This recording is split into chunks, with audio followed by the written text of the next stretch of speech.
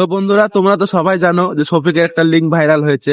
সেই link viral ব্যাপারে কে viral করেছে সেটা শফিকের মুখ থেকে শোনো, কি বলছে দেখো। তো বন্ধুরা, আমি আপনাদেরকে কিছু কথা বলতে চাই। তো আপনারা বুঝতেই পারছেন যে আমি কি ব্যাপারে কথা বলবো। আর সত্যি কথা কোনো বলতে কিছু আর গেলে পাইলো না, আমার এখন নিজের উপরই ঘৃণা সোশ্যাল হচ্ছে। মিডিয়াতে সে ক্ষমা চাইছে। কিন্তু কি করব, যেহেতু ভুল করেছি। এর আগে একটা লিঙ্ক আপনাদের ভাইরাল ক্ষমা হয়েছিল, চাইতেই তোমরা তো হবে। সবাই জানো। আর কিছুদিন ধরে আমার একটা ভিডিও খুব ভাইরাল হচ্ছে। আর সেই ভিডিওটা আগে দেখার পর পুরোটা দেখো, আপনারা অনেক তারপর কিছু গালাগালি বলছি। করছেন, আমার ভিডিওতে এসে অনেক খারাপ খারাপ কমেন্ট করছেন, যা নাই তাই বলছেন। আর এটা স্বাভাবিক, কারণ আপনারা আমাকে অনেক ভালোবাসেন।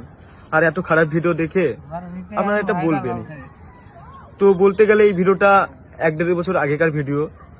তো আমি আগের থেকে অনেক পরিবর্তন হয়েছি। আর আমি এখন সবসময় কাজ নিয়ে ব্যস্ত থাকি আর কাজের প্রতি অনেক ফোকাস দিচ্ছি।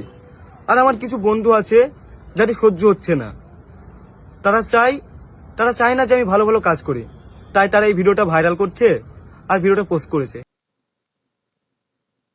দেখো, কথাটা তো পুরো শুনলে তোমরা।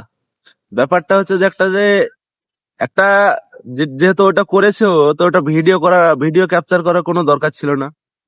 দ্বিতীয়ত, ভিডিও অন্যজনের ফোনে কিসের জন্য যাবে, যেহেতু ওর পার্সোনাল ভিডিও একটা, অন্যজনের ফোনে তো দেওয়ার কোনো দরকার ছিল না ওর। মানে নিজেই ভুল করছে, আবার নিজেই সোশ্যাল মিডিয়াতে সে ক্ষমা চাইছে।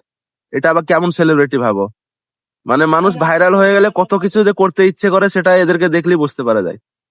একে অনেক ছোট ছোট ছেলে মেয়ে, অনেক বড় বড় মানুষ আছে, আর সবাই দেখে একে, অনেক ভালোবাসে, কিন্তু তাদের ভালোবাসার মর্যাদা এ রাখতে পারছে না। বাকিটা তোমরাই দেখো কি করা যায়। ভিডিওটা ভালো লাগলে সাবস্ক্রাইব করে দিও চ্যানেলটা।